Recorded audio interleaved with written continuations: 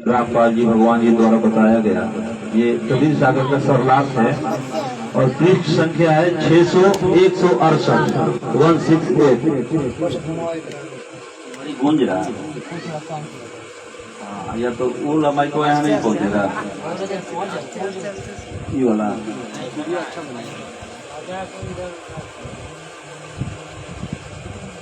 सत्य है, हाँ अब ठीक, कुछ कम लग रहा है ना।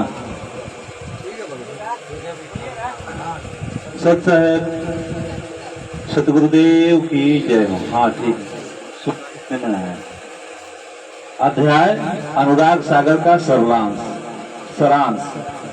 अध्याय अम्बु सागर का सारांश। कबीर सागर में अम्बु सागर तीसरा अध्याय है जो पृष्ठ 287 पर है।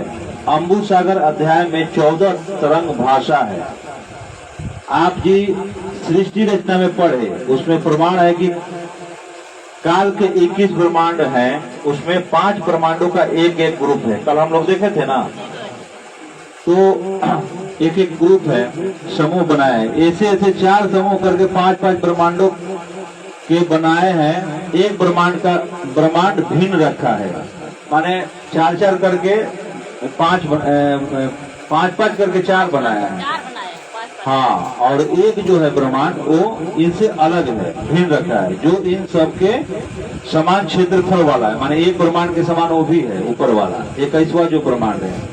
माने 20 ब्रह्मांड का तो एक माने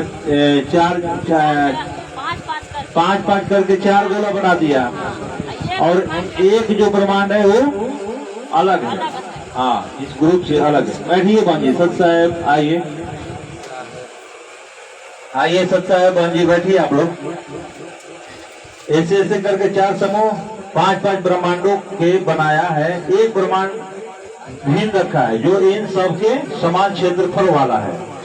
अब जो वर्णन आप जी अनुराग सागर में पढ़ेंगे वह 13 तरंग वाले वर्णन इस प्रकार ब्रह्मांड जिसमें हम रह रहे हैं ब्रह्मांड का नहीं है।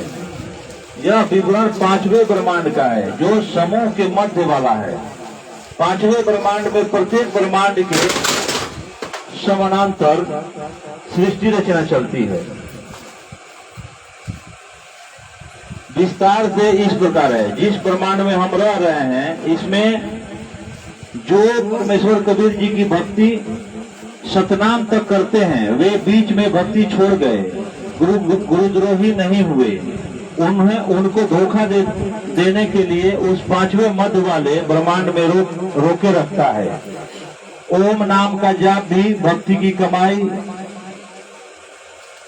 तो इस ब्रह्मांड जिसमें हम रह रहे हैं ब्रह्मलोक में भोगते हैं, पुनः जन्म मरण के चक्र में गिर जाते हैं।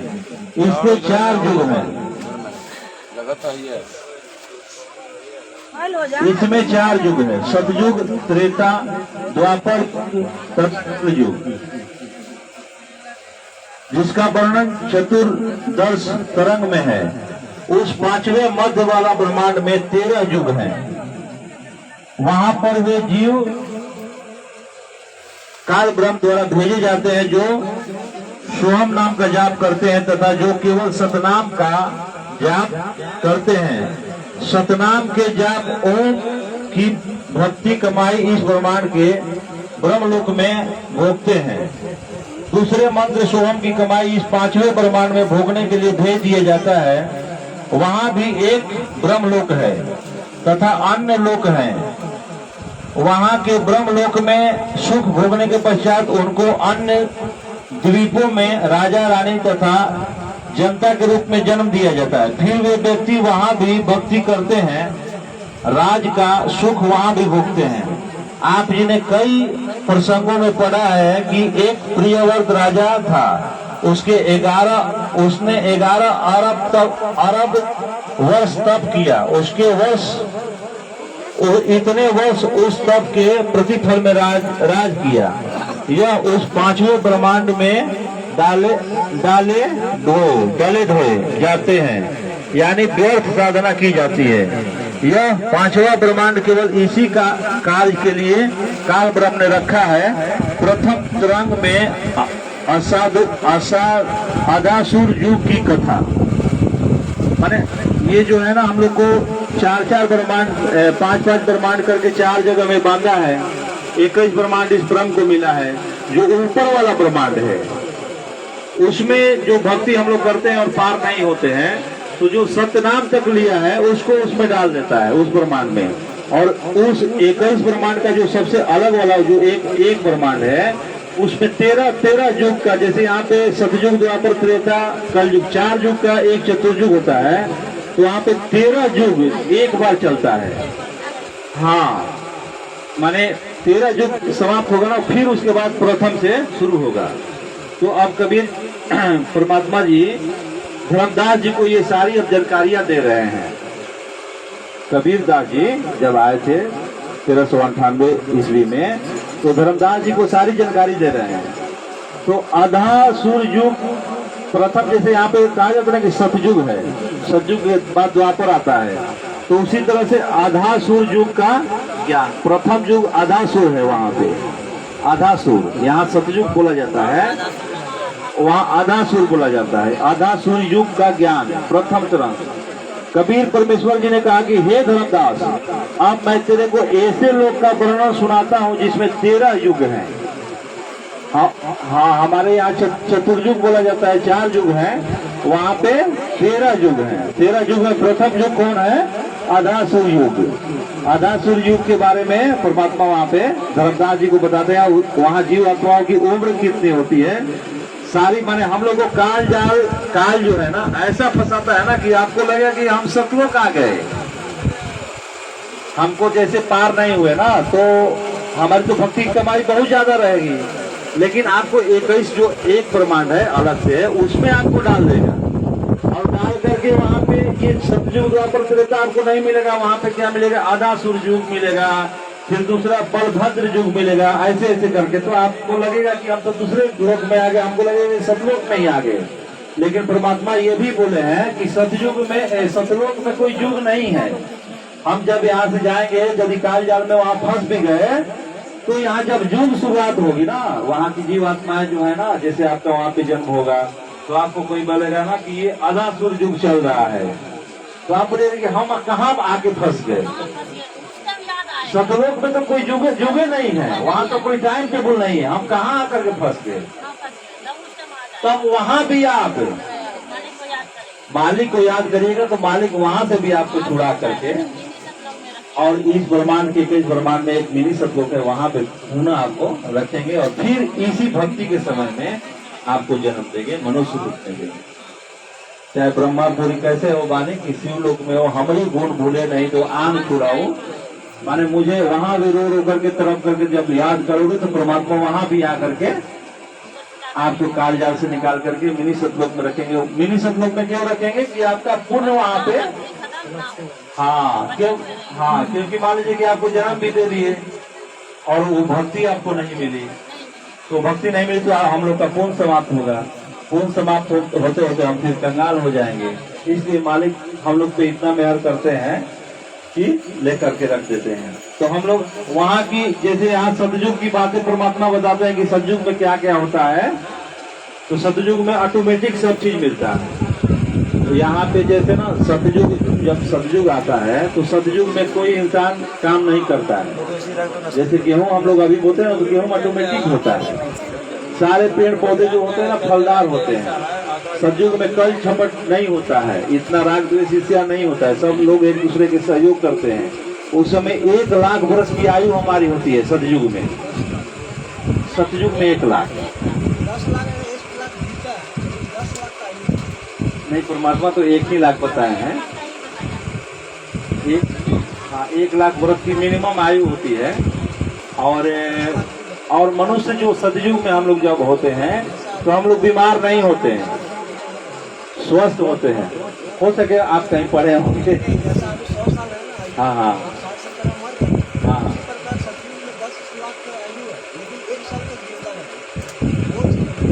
1 लाख। अब परमात्मा यही बोला है कि सतयुग में जब ये कलयुग का अंत आएगा ना, तो कल हम लोग पढ़ रहे थे ना कि सतयुग में कलयुग, तो कलयुग आएगा तो उसमें क्या होगा कि जब अंत समय आएगा तो उस समय हम लोग की हाइट कितना हो जाएगी, 2 से 2.5 फीट की हो जाएगी, और 15 से 20, 2 से 2.5 इतने सारे इंसान होंगे, सब लोग। हाँ वही बता रहे हैं कलयुग के अंत में, वही बता रहे हैं कि कलयुग के अंत में इतने 3 फीट के हम लोग होंगे, और पूरे पृथ्वी पे पानी भर जाएगा। माने उस समय 15 साल की उम्र होगा, 20 साल की उम्र होगा, 15 साल में हम लोग वहाँ शरीर त्याग देंगे। उसके बाद जो आत्माएं बचेंगी वो पहाड़ी क्षेत्र में चल जाएगी, ऊंचे पे, और उनके जो पुत्र होंगे ना, वो लोग का हाइट होगा 100 फीट का। कलयुग के बाद जो सतयुग आएगा तो उन लोग का हाइट होगा 100 फीट का, और उम्र होगा 1 लाख बरस। परमात्मा ऐसे सत्संग में बताएं। फिर उसके बाद जैसे जैसे युग का अंत होता है वैसे वैसे उम्र और हाइट कम होता है। जैसे द्वापर युग में हम लोग पढ़े थे महाभारत में कि भीम का जो हाइट था वो 30,000 फीट का था, 30,000 फीट का, और उम्र था लगभग 40,000 बरस। द्वापर में 40,000 बरस, मैंने द्वापर में परमात्मा बताए हैं। और 10,000 हाथी का बल था, लेकिन 40,000 बरस उसका उम्र था भीम का, और उसको अहंकार था कि मुझ जैसा बलवान कोई नहीं है, और मुझ जैसा कोई बलवान नहीं है। तो जब सुपर सुदर्शन को जब लाने के लिए गए तो जिस झील में नहाए थे ना, जिस झील में जब कृष्ण जी, जब शंख नहीं बजा तो कृष्ण जी 5 पांडवों के साथ आए, तो एक झील था, झील में नहाए थे भीम, और नहाए थे तो उसमें डूब रहे थे वो। हाँ, तब सुपर सुदर्शन के रूप में कबीर परमात्मा वहां बैठे हुए थे, और उन्होंने कहा कि भीम तुम्हें अहंकार है कि तुमसे लंबा बड़ा कोई नहीं है, तो तुम जिस झील में नहाए हो वो कुंभकर्ण का खोपड़ी है। कुंभकर्ण का खोपड़ी में नहाया तो डूब रहा था भीम। समझ गए? तो समझिए कि भीम को इतना अहंकार था कि मैं बहुत बलवान हूँ, मैं बहुत लंबा हूँ, लेकिन कुंभकर्ण का जब खोपड़ी था उसमें वो डूबने लगा, तो कुंभकर्ण कितना बड़ा होगा। सतयुग का, हाँ त्रेता में वो, हाँ, तो कुंभकर्ण के खोपड़ी में वो डूब रहा था। और बलवान की जहाँ तक बात थी तो उसको 10,000 हाथी का ताकत था। तो माला अपना एक परमात्मा एक सुमरनी रखे थे, उसको खूंटी पे टांग दिए, तो बोले कि वो सुमरनी लेते आओ, लेकर के मैं चलूंगा। तो गए और उठाने लगे, जिसको 10,000 हाथी का बल था, तो सुमरनी उससे नहीं उठा दी से। तब वहां पे आकर के और परमात्मा से माफी मांगा, और परमात्मा कभी ऐसे किए ना तो माला आकर के सुमरनी हाथ में आ गया। तब जाकर के वहाँ आगे की प्रक्रिया तो आप लोग जानते हैं, सत्संग सुने होंगे कैसे शंख बजा। तो हम लोग अभी चर्चा करेंगे अधासुर युग का, माने 13 युग का वहाँ पे होता है। 13 युग समाप्त होगा, फिर अधासुर युग से प्रथम युग आता है वहाँ पे। तो कबीर परमेश्वर जी कह रहे हैं धर्मदास जी को कि अब मैं तेरे को ऐसे लोग का वर्णन सुनाता हूँ जिसमें 13 युग है। वहाँ के प्राणियों को भी मैंने सतलोक की जानकारी दी। परमात्मा वहाँ भी जाते हैं। परमात्मा हम लोगों से जब से अलग हुए हैं, जितनी भी आत्माएं हैं, जितने भी लोग हैं, या सातसंग ब्रह्मांड हो या ये 21 ब्रह्मांड हो, सब में परमात्मा जाते हैं। या पाताल लोक में जितने भी जीवात्माएं हैं, सब में परमात्मा जाते हैं, और सब में सतलोक की जानकारी परमात्मा बताते हैं। तो परमेश्वर कबीर जी ने कहा कि हे धर्मदास, अब मैं तेरे को ऐसे लोक का वर्णन सुनाता हूँ जिसमें 13 युग है। वहाँ के प्राणियों को भी मैंने सतलोक की जानकारी दी। जिस प्राणियों ने मेरे ऊपर विश्वास रखा उसको भी नाम दीक्षा देकर पार किया, उसको दीक्षा देकर मोक्ष दिलाया, उसको सतलोक पहुँचाया। अधासुर युग में 5वें ब्रह्मांड में गया। अधासुर युग के प्राणी अच्छे स्वभाव के होते हैं। उन्होंने शीघ्र मेरा ज्ञान स्वीकार किया। 1 करोड़ प्राणियों को पार किया मैंने। परमात्मा वहां के जाकर के 1 करोड़ प्राणियों को पार किया। उसके बाद दूसरा बलभद्र युग है, वहां पे बलभद्र युग, बलभद्र युग में 14 लाख जीव पार किए। परमात्मा वहां भी गए और वहां भी सतयुग की जानकारी दी, तो वहां पे 14 लाख जीव को परमात्मा पार किए। पाठकों से निवेदन है कि अनुराग सागर पृष्ठ 4 पर दोहे के पश्चात हंस वचन चौपाई से लेकर के अंतिम पंक्ति पृष्ठ 5 पूरा तथा पृष्ठ 6 पर बलभद्र युग की युग संबंधित प्रकरण का बनावटी है। माने परमात्मा बोल रहे हैं ना कि एक पुस्तक है वो अनुबंध सागर, अनुबंध सागर में पृष्ठ 4 पर ये सारा विवरण वहां दिए हैं। तो माने परमात्मा बोल रहे हैं कि उस पुस्तक को आप पढ़िए, ठीक ना। जैसे जैसे हम लोग ज्ञान में ढुकेंगे ना तो और परमात्मा जो पुस्तक लिखे हैं सारी पुस्तकों की हमें जानकारी होगी और वो पुस्तक हमें प्राप्त करने की अंदर से जिज्ञासा बढ़ेगी, क्योंकि पुस्तकें ही आने वाले समय में काम आएंगी। अब नेट है, लाइन है, ये सब, और मालिक जो है ना सत्संग जो बोले हैं ना, तो बहुत सारा सत्संग जो ऐसे है जो ये सब जानकारी है उसमें नहीं परमात्मा सत्संग में बोले हैं। तो ये सारी चीज जरूरी है। उसके बाद हम लोग पढ़ते हैं तीसरा युग जो वहां का है द्वांद्व युग का वर्णन। तीसरा युग है द्वांद्व। पहला युग, प्रथम युग कौन है? अदासुर, दूसरा बलभद्र युग, तीसरा युग द्वांद्व युग। उसका वर्णन आप परमात्मा इसमें बता रहे हैं कि एक जलरंग नामक शुभ कर्मी हंस अपने पूर्व जन्मों की भक्ति कमाई से अक्षपत द्वीप में रहता था। वह स्वयंभू गुरु भी बना था, माने अपने आप गुरु भी बना था। उसने बहुत से जीव दीक्षा देकर शिष्य बनाए थे जो उसकी सेवा करते थे। जलरंग अपने शिष्य के सिर पर हाथ रखकर दीक्षा देता था तो शिष्य सफेद रंग के चौरों से सेवा कर रहे थे। जलरंग सो रहा था, करोड़ों शिष्य उसको माथा टेक रहे थे। हाँ, माने माथा टेक रहे थे,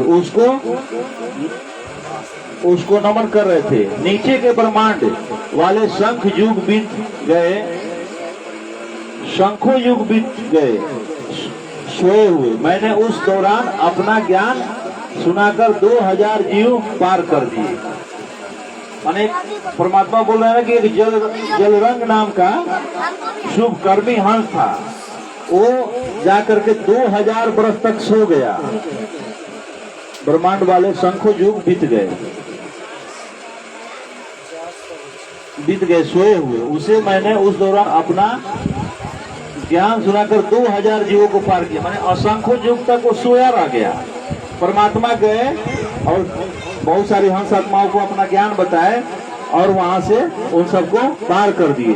जब जलरंग ऋषि जागा तो मेरे से विवाद करने लगा। वो जब जगा तो बोला कि आप इस लोग के प्राणियों को कैसे ले गए? मैं सोया रहा, करने लगा। कहा कि मैं जो दीक्षा देता हूँ वो श्रेष्ठ मंत्र है, मेरी आज्ञा के बिना कबीर यहाँ कैसे आ गया? फिर वह काल ब्रह्म को आदि पुरुष बताने लगा। वह कहा कि उसका कोई स्वरूप नहीं है, वह मणिपुर लोक में रहता है। वह बहुत सी मिथ्या पहचान बताई।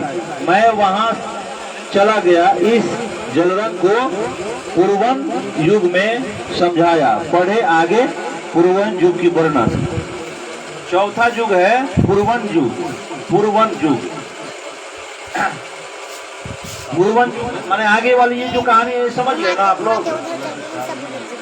इसमें जलरंग नाम का एक ऋषि था। ये 21 ब्रह्मांड की ही बातें हो रही है। ये 21 ब्रह्मांड में ही काल ब्रह्म एक ऐसा लोक बनाया है जिसमें 13 युग चलता है। जैसे पृथ्वी लोक में सतयुग द्वापर त्रेता कलयुग 4 युग का एक चतुर्युग है, वहाँ 13 युग का एक वहाँ पे चलता है। 13 युग समाप्त होगा तो वो ग्रुप को ही उसी में ही मध्य भाग, वो उसी में ये मैंने 13 युग बनाया है। कहने का मतलब यही ग्रुप वाला युग है। मैंने हम लोग जो ब्रह्मांड बनाया है ना, जिसको परमात्मा दिखाए हैं फोटो में, वो ज्ञान गंगा पुस्तक में है, चाहे और भी बहुत सारी पुस्तकों में उसका प्रमाण है। उसमें नहीं होगा, ज्ञान गंगा पुस्तक लाइए भगत जी उसमें। हाँ हाँ हाँ हाँ, नहीं नीचे वाली नहीं, यही है जो लाए हैं वही है। हाँ इसमें भी होगा।